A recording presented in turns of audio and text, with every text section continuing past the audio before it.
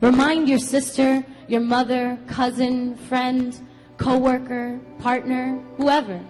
Remind them of their strength and remind them of what we can do together. Thank you. I learned very young that to be a woman in this world meant that you have to have incredibly thick skin, especially if you want to do it in front of people starting at 16. You have to be willing to accept that your existence is a paradox and that people are always going to have something to say about the way that you are.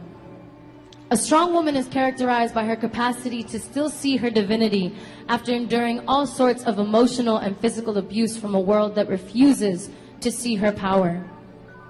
A strong woman deserves to be characterized by her willingness to continue to survive through all adversity.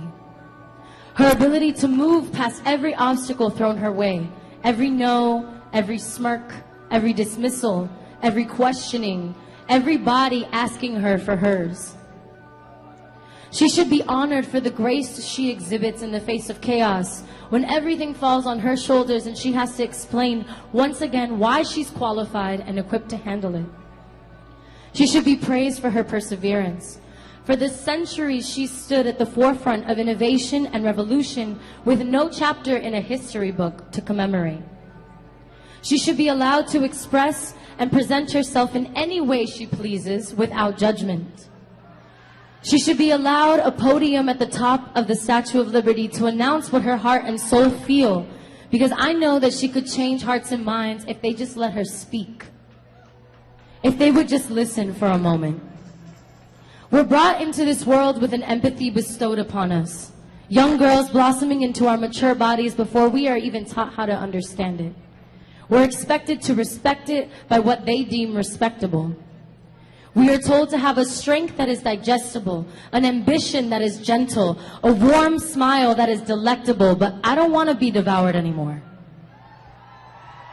I'm grateful for a way to make sense of the world around me and why it's so cruel and unwilling to listen.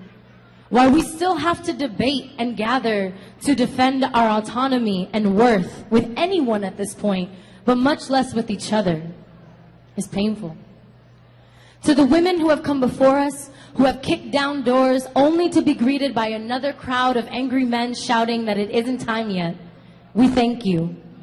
To be told that it is not yet convenient enough to be considered equal, to be afforded the same payment for the same job, to be granted the freedom to do and express as we please with no rule, regulation, restriction, or boundary to its acceptability, we thank you for pushing forward anyway. We thank you for uplifting us to the point where we can stand together here today and collectively shout that time is up. To the leaders in all walks of life who have come together around the world to create tangible change, to the interns and the nonprofits who work tirelessly from the bottom of their hearts, to the speakers, the spectators, awareness spreaders, organizers, healers, mothers, caretakers, teachers, artists, change makers, and mentors who have taken on more than they can take, we thank you. The way we lead is a special kind of fierce.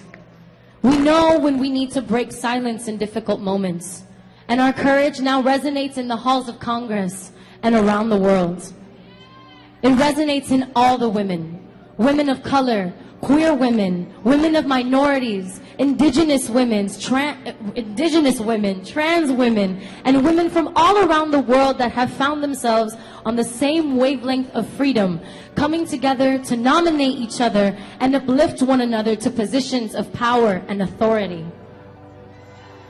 The amount of change that we have witnessed and are about to continue to see is because of all of us seeing one another, uplifting one another, and continuing to move forward.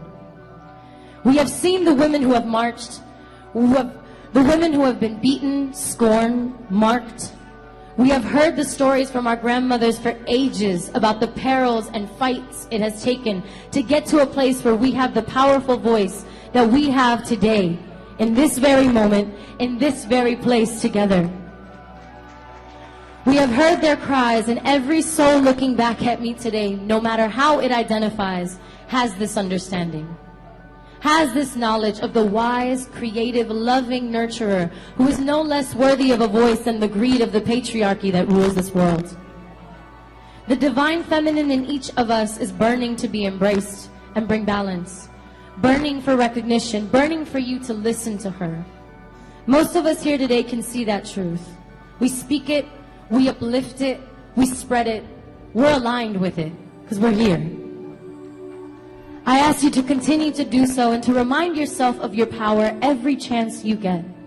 Remind your sister, your mother, cousin, friend, co-worker, partner, whoever.